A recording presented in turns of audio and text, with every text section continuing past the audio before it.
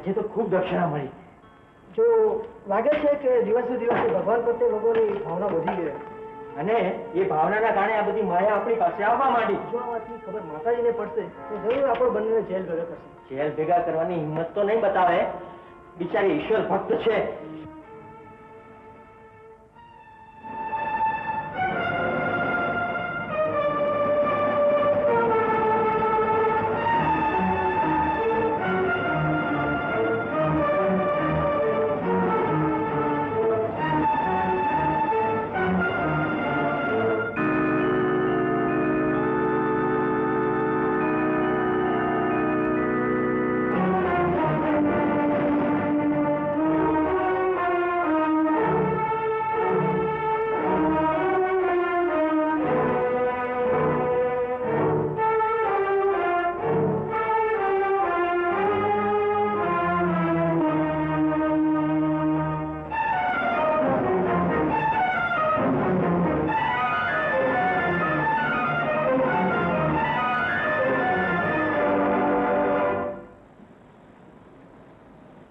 માતાજી તમારા મઠમાં એક ખૂની ઘૂસી આવ્યો છે. તમારે મઠની જાંચ લેવી પડશે.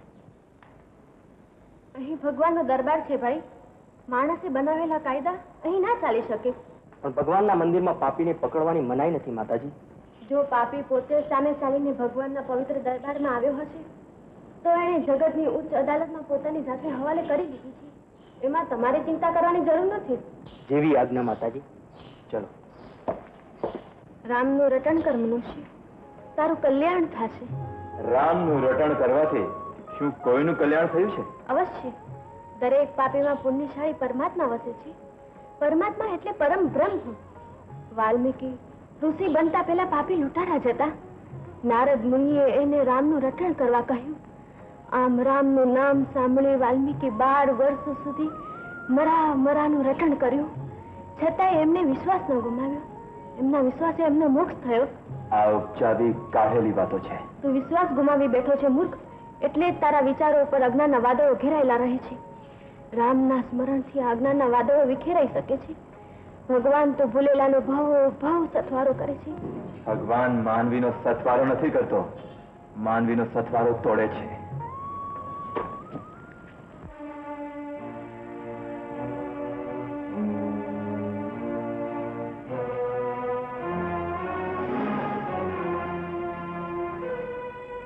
હરિઓમ હરિઓમ હરિઓમ.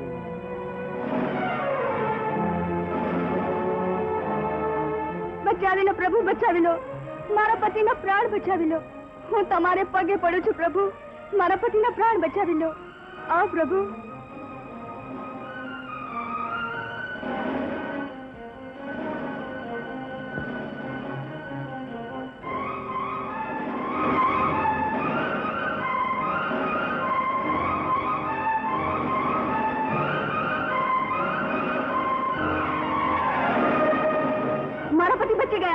બચી ગયા. બોલો સંત પુરુષનો જય, સંત પુરુષનો જય, સંત પુરુષનો જય, સંત પુરુષનો જય, સંત પુરુષનો જય, સંત પુરુષનો જય, સંત પુરુષનો જય, સંત પુરુષનો જય, સંત પુરુષનો જય, સાધુ પુરુષનો જય, સાધુ પુરુષનો જય, સાધુ પુરુષનો. મહારાજ, આપનું રહેઠાણ ક્યાં છે?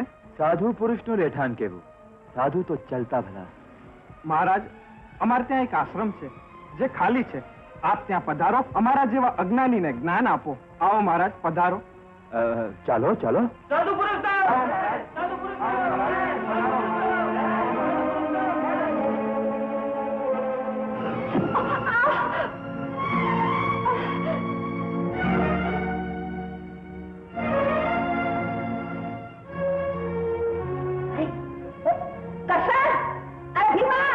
વાહ બોસ વાહ.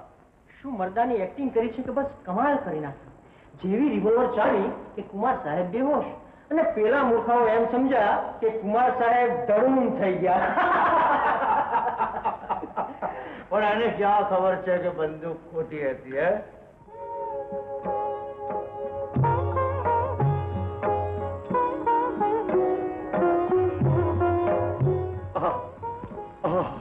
કેવી તેજસ્વી મૂર્તિ છે. મહારાજનું કપાળ કેવું ચમક્યું છે. હા, તમારી જે ઈચ્છા હશે તે ફળીભૂત થશે. થશે ને? થાય એમ લાગે છે. તમારી વાત સાચી. મારી ઈચ્છા પૂરી થઈ ગઈ. આગળ પાછળ રક્ષા કરે ગોરખનાથ. ભાઈ અહીંયા આવો. તમને બોલાવે છે. મને? તમને બોલાવો. મને? હા તમને. આવો. રક્ષા કરે ગોરખનાથ.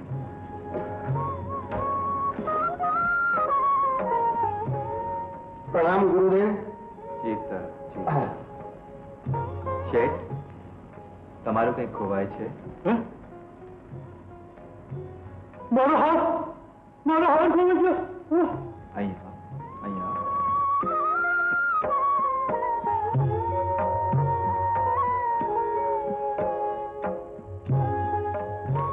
મહારાજ મારો હાર ખોવાયો છે મહારાજ. આશ્રમની આવી પવિત્ર જગ્યામાં ચોરી કોણે કરી હશે? આ રહ્યું તમારું હાર.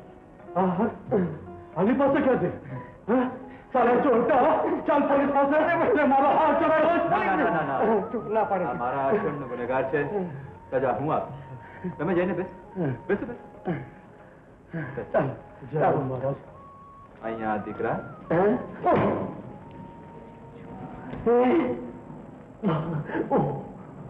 તું જ્ઞાન આપું.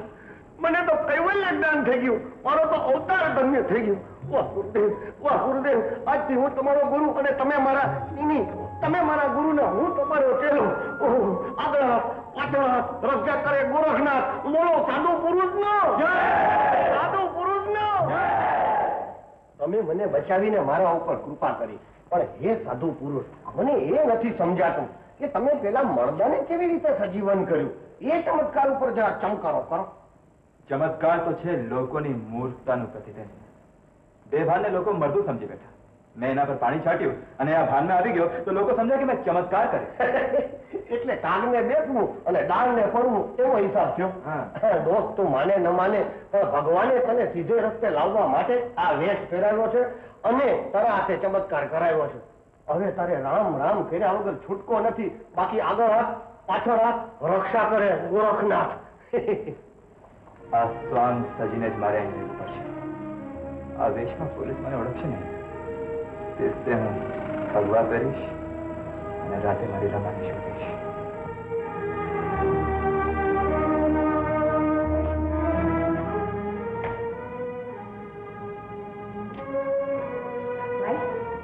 મારું એક કામ કરીશ.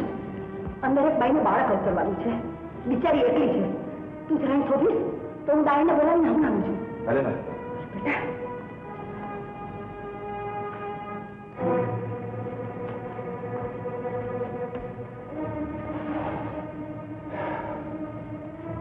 जाने क्या हશે મારી રમા.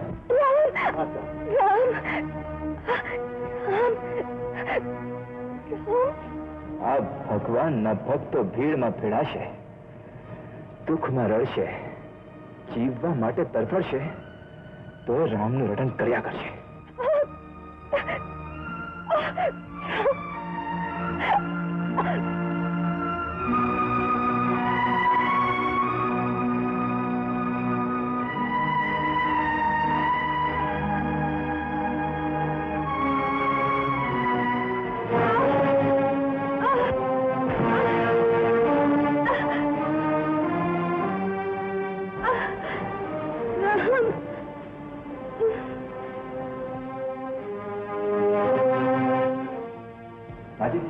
માજી ભારત બોલાઈ ગયું. કઈ વાંધો નહીં બેટા. તમે જલ્દીથી પાણી ગરમ કરો. હા હા, તમે નહીં તો બીજું કોણ કરશે?